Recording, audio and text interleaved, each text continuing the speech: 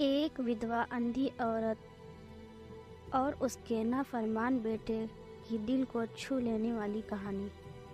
एक कस्बे में एक विधवा अंधी औरत रहती थी। उसका एक बेटा था जिसके पालन पोषण की सारी जिम्मेदारी उसके ही कंधों पर थी। वो अपने बेटे को पढ़ा लिखा कर एक बहुत बड़ा आदमी बनाना चाहती थी, इसलिए उसने उसका दाखिला कस्बे के सबसे अच्छे स्कूल में किया।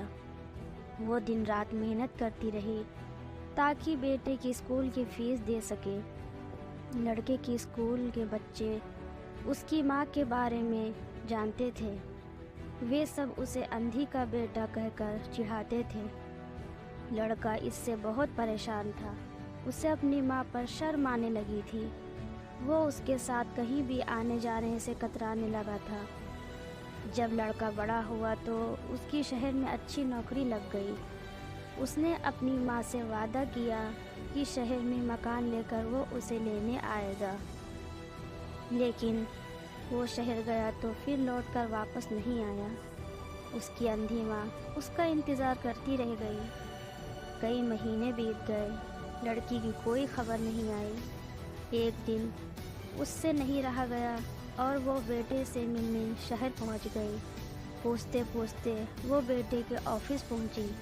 वहां सिक्योरिटी गार्ड ने उसे रोक दिया। अंधी औरत ने गार्ड को अपने बेटे का नाम बताया और बोली कि उससे जाकर कह दो कि गांव से कोई मिलने आया है। गार्ड ने जाकर उसके बेटे को बताया। बेटे ने ऑफिस की खिड़की से देखा तो उसे अपनी माँ गेट के बाहर खड़ी नजर आई। वो ऑफिस में सबके सामने अपनी माँ की वजह से शर्मिंदा नहीं होना चाहता था। उसने कहला दिया कि वो ऑफिस में नहीं है। अंधी औरत वहाँ से चली गई। शाम को वो लड़का ऑफिस से घर जाने के लिए निकला। रास्ते में एक जगह काफ़ी भीड़ जमा थी। वह अपनी गाड़ी रोककर भीड़ के पास पहुँचा और तो बीच सड़क में अपनी माँ को मरा पाया। उसके हाथ में एक चिट्ठी थी जिसमें लिखा था, बेटा बड़े दिन हो गए थे, तेरी कोई खबर नहीं मिली। चिंता हो रही थी, तुझसे मिलने चली आई। तू तो अब बड़ा आदमी बन गया है। तुझसे मिलना अब शायद मुझ गरीब की किस्मत में नहीं, लेकिन मैं बहुत खुश हूँ तेरे लिए। तूने अपना ही नहीं मेरा सपना भी पूरा किया। मलाल है तो कि तेरी तरक्की देख नहीं सकी।